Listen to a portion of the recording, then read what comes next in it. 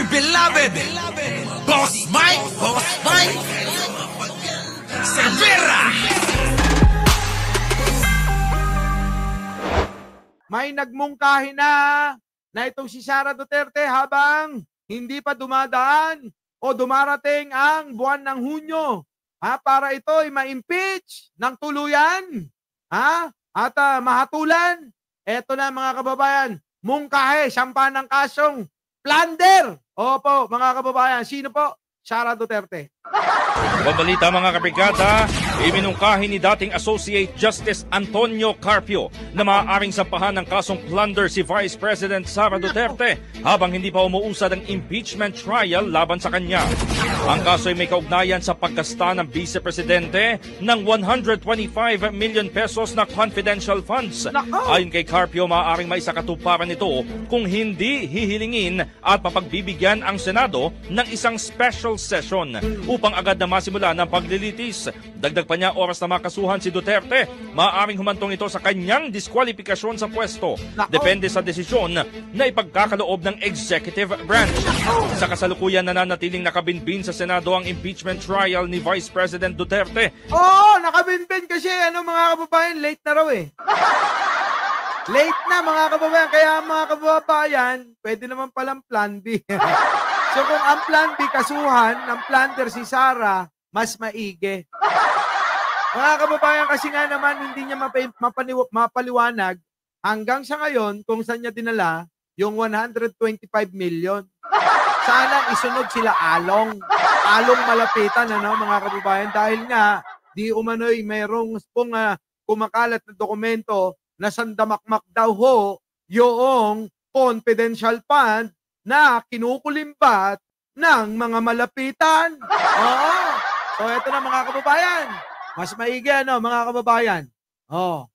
Matapos itong mag-adjourn ng sesyon na nakatakda namang muling magbukas sa Hunyo. Kaysa nga naman mga kababayan, kaysa pahintayin natin ang June 2, sayang yung ilang buwan.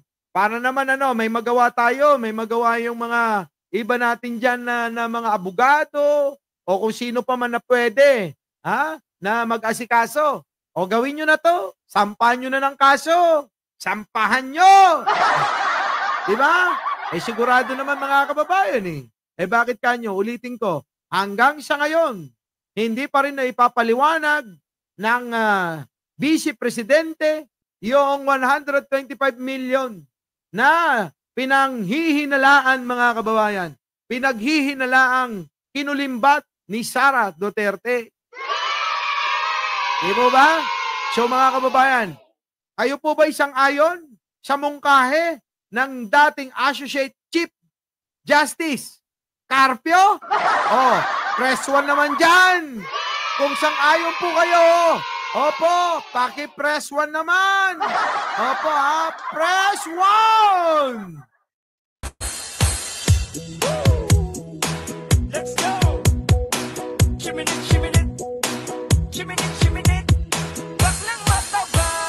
Jumbo hotdog, ito ang gusto mo.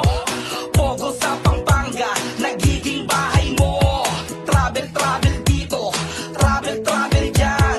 Tinanong sa Kongreso, umiiyak naman. Haring Becky, baklang mataba. Baklang mataba. Haring Becky, baklang mataba. Baklang mataba. Haring Becky, gusto ng yubaba. Confidential fund, saan na napunta? Hindi na nga mahanap, mukhang naubos na. Ginastos minustay, gusto pang magpapatay. Di na may presidente, naku masama yan daw. Yun puro 1. Ayos. Kung sang-ayon naman pala kayo mga kababayan, sa balitang ito, di sama-sama na tayo. 5 million. Di ba? Dahil nga dito sa hindi may paliwanag na 125 million na yan. At hindi lang yan mga kababayan, marami pa. Tuloy.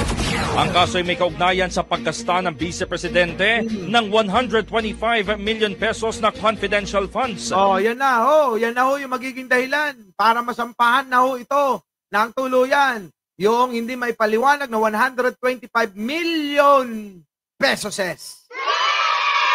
Diba? Mga kababayan, kaya nga wag na ho kayong magtaka kung sa isang araw inyong mabalitaan na itong si Sarah makonsensya. At sa kanyang pagkakakonsensya, magaya niya si Judas nung pinagkanulo niya si Kristo. Ano? Natandaan niyo ba yon? Nung pinagkanulo niya, sino? Si Kristo?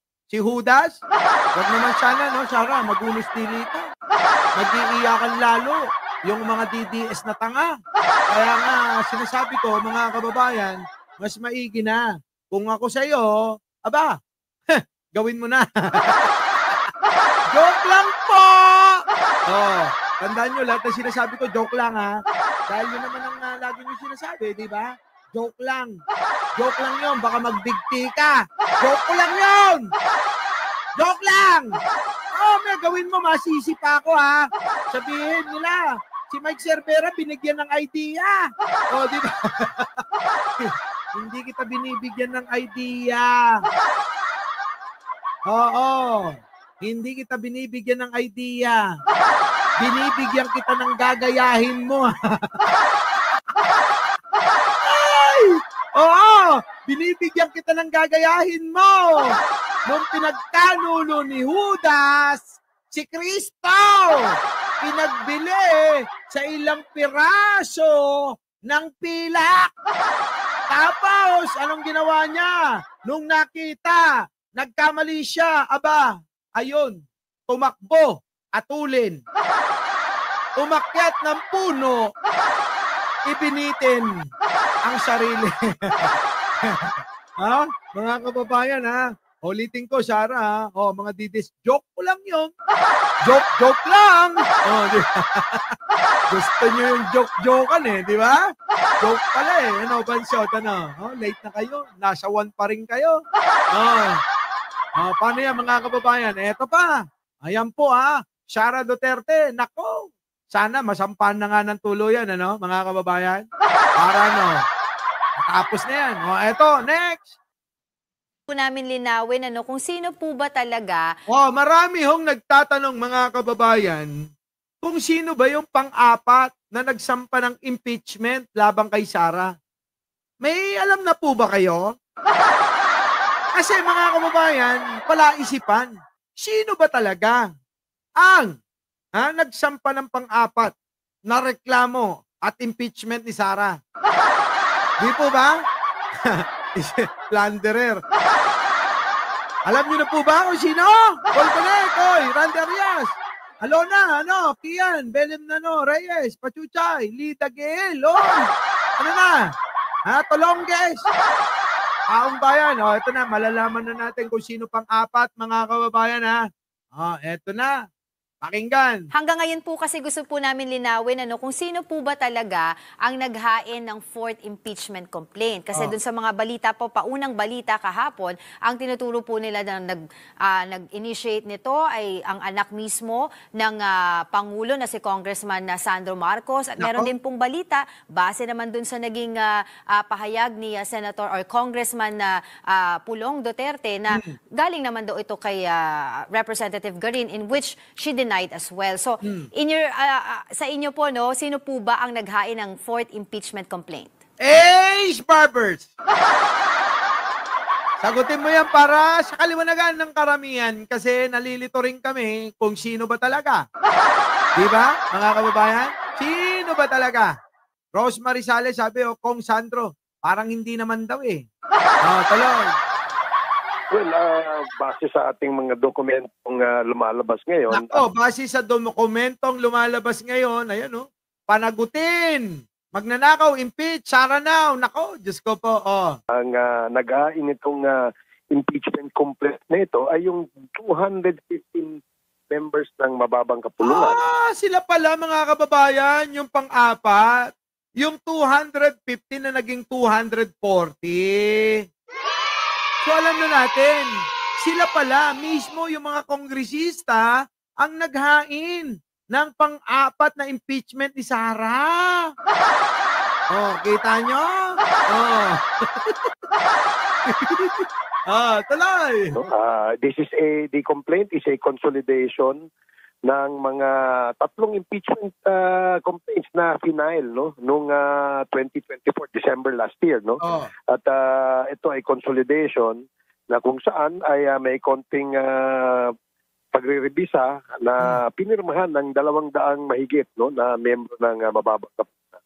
Nako, mga kababayan, sila pala talaga.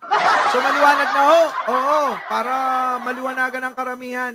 Ang sampa ng pang-apat na impeachment ni Sara ay yung ating mga kinatawan, kongresista. Sa inyo, kung sino man ho yung mga bumoto, yung kasama sa 240, congratulations sa mga congressman nyo. Tuloy. So wala po kayong mabibigay na na personality, na pangalan po sa likod po nitong fourth impeachment complaint? Kasi it appears that the 215 members ng Kongreso o ng lower house ang siyang nag-file nito. So, yun ang makikita natin nandiyan dyan sa impeachment complaint na yan. Yun na yun. Makikita na daw sa impeachment complaint. Yung majority, sabi nga ni Judito, dosena, yun na nga ang sinasabi daw niya. Ang super majority ang nagsampa ng fourth impeachment complaint. Oo nga. Tumpak! Walang sabit! Di ba, mga kababayan? Malupit! Kaya nga ba, mga kababayan, kung sasabihin ng mga Duterte, may kakampi pa sila, hindi na ako naniniwala dyan. Kung sasabihin nila na marami pa sila, 32 million na pinangangalandakan, yan ho ay malaking kalokohan. Kasi kung may 32 million pa sila, mga kababayan, marami ng tao sa EDSA, sabi ko nga. Kaya lang mga kababayan, hanggang ngayon wala pa rin Di ba? Nag-aabang nga yung aking mga kaibigan Kung meron bang pupunta, na magrarally, sisigaw, sabihin, itigil nyo ang impeachment ni Sara. Pigilan pigilan ang impeachment, ganon. Malabo na-impeach na nga Hahatulan na lang Hatol na lang po ang kailangan. Ang kulang para tuluyan nang mawala si Sara sa eksena. Patay ka diha. Sino pa ang inyong aasahan na pwedeng humalili kay Sara? Mga kababayan, meron po ba kayong nalalaman? Meron po ba kayong naiisip kung sino ang po pwedeng humalili kay Sara Duterte? Sige nga ho, mga kababayan, baka naman meron kayong alam. Kasi kung may impeach na si Sara, sino nang itutulak nila? Meron pa ba? Meron pa ba na itutulak? Si Robin. Puta, si Robin talaga. Si Robin.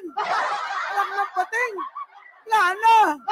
Ayawan na talaga, mga kababayan, pag si Robin pa. Diba? Hinihikayat na nila ang iglesia ni, Benny Gabelo. Oo. Huwag natin munang awahin yung mga iglesia. Wala pa namang ginagawa. Ano lang pag may ginawa na. Kapag walang ginagawa, tahimik muna. Ganun na. Para wala tayong nasasaktan na damdamin ng iba. Alam niyo naman, marami tayong mga tagapanood na membro ng kapatiran ng iglesia at nire-respeto ko yan. Diba? Mga kababayan, maging balanse po sana. Nang sa ganun, mga kababayan, para hindi na sila sumama. So, mga kababayan ko, nabot tayo ng mahabang oras. Mga kababayan, sana bago tayo mag-iwalay, isa pong like muna, isang share. At sa mga hindi pa nakakapag-subscribe, subscribe na! At syempre mga kababayan, karamihan ho ng aking mga joke, karamihan ho ng mga sinabi ko, joke. Joke lang yun, sabi nga ni Panelo. So mga kababayan, hindi lang ho sila may karapatang gumamit ng joke. Malaya po tayong lahat gamitin ito, joke. Sabi nga ni Sara, no joke. Diba? Kaya pwede rin ho natin gamitin yun. Joke.